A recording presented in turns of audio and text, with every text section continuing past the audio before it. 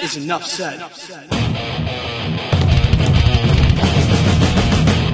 Happy Taco Tuesday, Heat Nation. Ernest here, back with another Miami Heat Talk video. Would really appreciate it if you guys can like, share, subscribe to the channel. We're pushing to 6,000 subscribers. Thank you to everyone that has currently supported this channel. You guys are the real MVPs.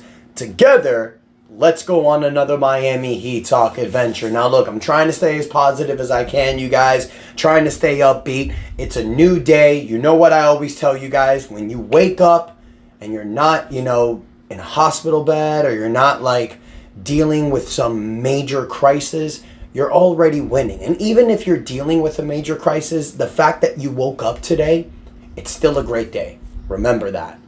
But last night sucked, because the Miami Heat lost another heartbreaker to the Detroit Pistons. I feel like Detroit has had our number this year, especially with these heartbreakers, with what happened the last game with Spo calling that boneheaded timeout. And last night, you're down by 16 points with 5 minutes left. You think it's over? The Miami Heat come back. Tyler Hero saves us, takes us into overtime. You start with an 8-0 run in overtime. You're thinking we got this in the bag. 5 straight. The video today would have been, can the Miami Heat contend because of what we've been doing lately? But we dropped the ball last night. Boneheaded plays, bad decision making, lost us the game yesterday. You can point blame, you can point fault at certain players. You can point blame at Tyler Hero for not stepping up when he needed to the first half of the game. But it's really no case here. It was just a bad game. It was just a bad loss. So you want to move on to the next one. You don't have any games until Friday against the Oklahoma City Thunder. And how funny, it would be the most Miami Heat thing for us to do, to win against Cleveland, lose against Detroit, and then beat the OKC Thunder. Every time you think this team is dead in the dirt, they come back and they show you that they can still be a true contending team. Being a mid team, you guys, is very frustrating. Obviously, being a contender is fun. Being a losing team gives you hope for the future with high draft capital. But when you're stuck right there in the middle, it's frustrating because you're not good enough to contend, but yet you're not bad enough to get high draft capital.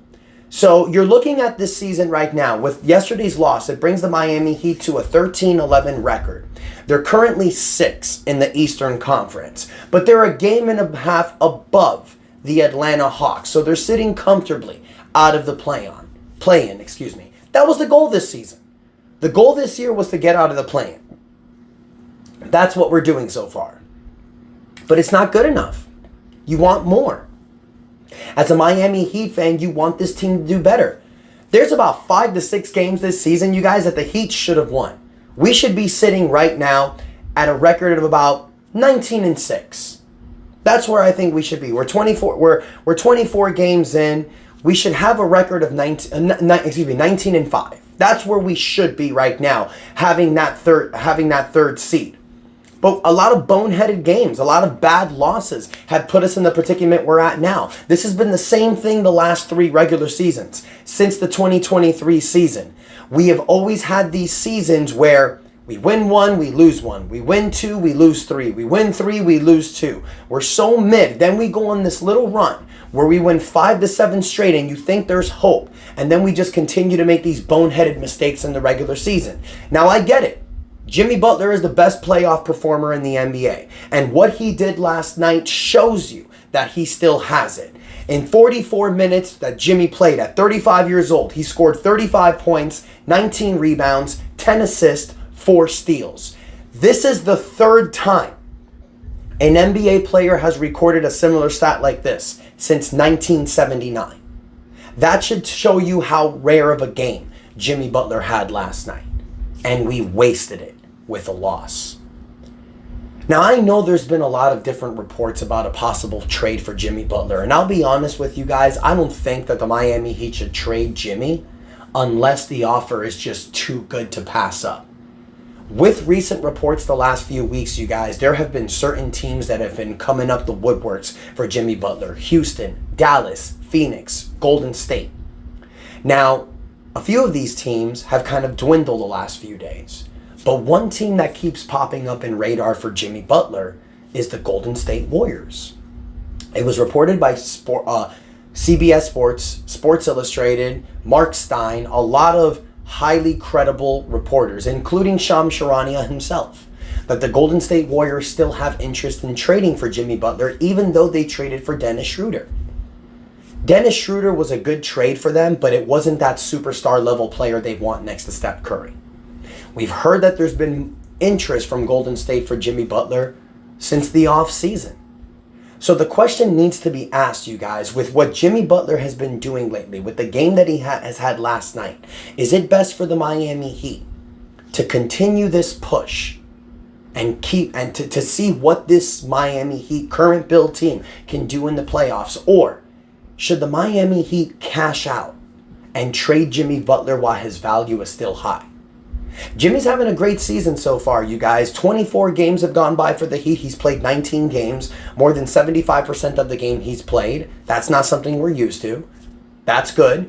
19.4 points a game, 6 rebounds, 5 assists, 1.3 steals a game. He's averaging 55% from the field, almost 36% from the three-point line, 78% from the free throw line. Great numbers. Is this maximum contract level numbers? Maybe not, but great numbers nonetheless. But we know that Jimmy Butler's on the final year of his contract. He's playing for the bag. It's been reported that Jimmy Butler will decline his player option next year, which will make him a free agent this offseason. So the Heat have two options. Let him walk for nothing, or trade him and try to get some value and draft capital. I'll be honest with you guys. I don't think the Heat should trade Jimmy Butler. I really don't think so. I've said it before and I said it again, you guys. I ride with this Miami Heat team. I believe in this Miami Heat team. And I think that fully healthy in the playoffs, when the lights are shining brightest, Jimmy Butler can answer the calling. Now, the real question is, do we feel that this Miami Heat team can actually win the NBA championship? I'm 50-50, you guys. Because I know what this team can do in the playoffs, but at the other hand, if there's an offer out there that's good enough, maybe the Heat should take it. I don't believe the Heat should trade Jimmy, but at the end of the day, you don't want to pass up a great offer. Now the question is an offer surrounding Jonathan Kuminga, Andrew Wiggins, and salary cap fillers with a future first-round draft pick good enough? Wiggins and Kuminga have been balling lately. Golden State can give you multiple players to make up for Jimmy Butler. This doesn't mean that you're technically rebuilding. You're just retooling. So, Jimmy Butler's making $48 million. The Miami Heat, after trading Thomas Bryant, are $3.7 million under the second apron. So now they have a little bit of wiggle room. When you're a first apron team, you can still aggregate players in trades. You can still take multiple players in a contract. You can still send out multiple players in a contract. You just cannot take back more money than you're sending out. So the Miami Heat can do a package of Jimmy Butler and Josh Richardson, take Andrew Wiggins, take Jonathan Kuminga, take other salary fillers that they have, and see what you can do. Maybe a future first-round draft pick. But I'll be honest with you guys. With the Miami Heat, with Jonathan Kuminga and Andrew Wiggins, that's not a championship contending team. This Miami Heat team with Jimmy Butler, yes, some people may say they're not a contending team. I think they are. So in my opinion, keep Jimmy Butler. Don't trade him. Unless there's a team that comes out of nowhere that's offering you an incredible package. Just too good to pass up. So I want to hear from you, Heat Nation. Do you think it's time for the Miami Heat to move on from Jimmy Butler? Try to get some value for him, maybe some draft capital. Or are you on the other side? Do you think, no, it's not over yet? Keep Jimmy. See what this team can do. Because at the end of the day, if you lose Jimmy Butler, if Jimmy Butler walks after declining his player option, it doesn't mean you're not losing him for nothing. That is $52 million in salary cap space that opens up for you next year. If you move Terry Rozier, you can possibly get a player like De'Aaron Fox to combat with Bam Adebayo for the future. So letting Jimmy Butler walk doesn't necessarily mean you're losing him for nothing. It just means you're retooling. So I want to hear from you, Heat Nation. I think the Heat should keep Jimmy Butler, but maybe a lot of you feel differently. Let me know why. Hit me up in the comments. Don't forget to like the video. Do not forget to subscribe to the channel. We're pushing to 6,000 subscribers. Thank you guys so much for the support. Until next time, your boy Ernest out. And that's enough said. Let's go Heat.